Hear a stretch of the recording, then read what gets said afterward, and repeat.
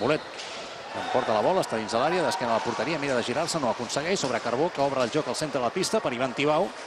Tibau s'ho pensa dues vegades, busca algun company desmarcat. Hi ha ara dos jugadors davant del porter. Sembla que intenten els jugadors catalans tapar el porter, Miguel González, i enviar alguna bola exterior per a veure si el sorprenen. Sí, és un molt bon recurs perquè és un porter que està molt ben posicionat, és a dir, és molt gran, és a dir, en aquest cas, si té la visió totalment nítida, doncs se sap col·locar molt bé, té molt bona velocitat de reacció gestual i, per tant, fins aquí és difícil de superar-lo.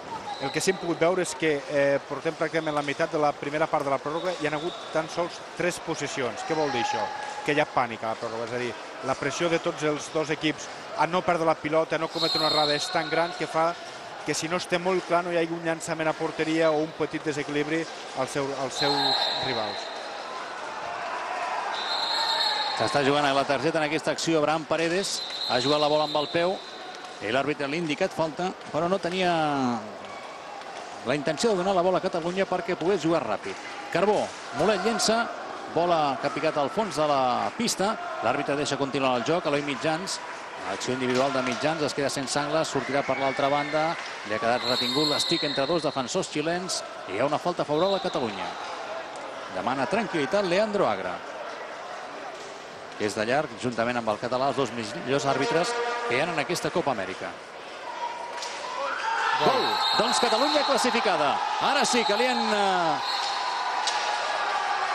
aconseguit sorprendre el porter Miguel González i Jordi Mulet acaba d'aconseguir la classificació després d'aquesta passada.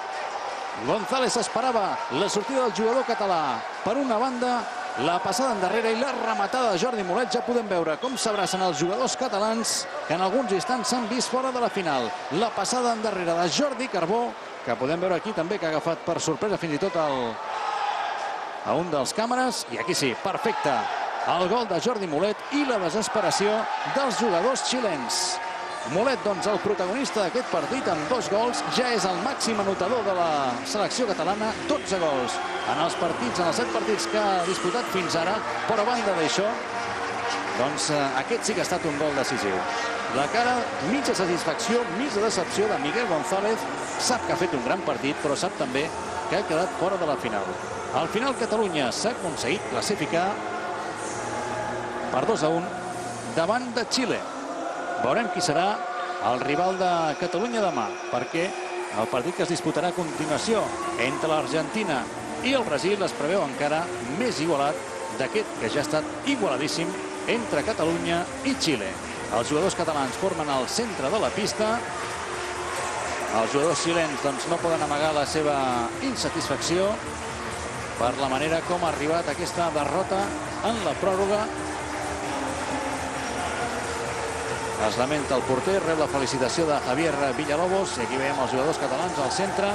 La satisfacció després d'haver patit moltíssim i també d'haver cridat moltíssim dels seguidors catalans que hi ha aquí al club portuguès de Recife, i esportivament els aficionats també acomiaden amb aplaudiments a la selecció de Catalunya quan ara seran els xilens els que s'aniran al centre de la pista. Respira tranquil la selecció catalana, veiem cares de satisfacció de tots els membres de la selecció desplaçada fins aquí a Recife. La satisfacció, com veiem, d'Octavi Tarrés. Albert Casanovas abandona la pista, saluden cap als seguidors catalans. I Mulet, com dèiem, gran protagonista del partit amb aquests 2 grans gols. Aquest, sobretot, un gran gol.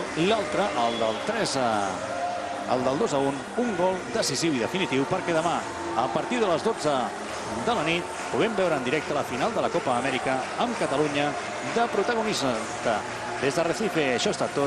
Molt bona nit. Els esperem demà a les 12 de la nit.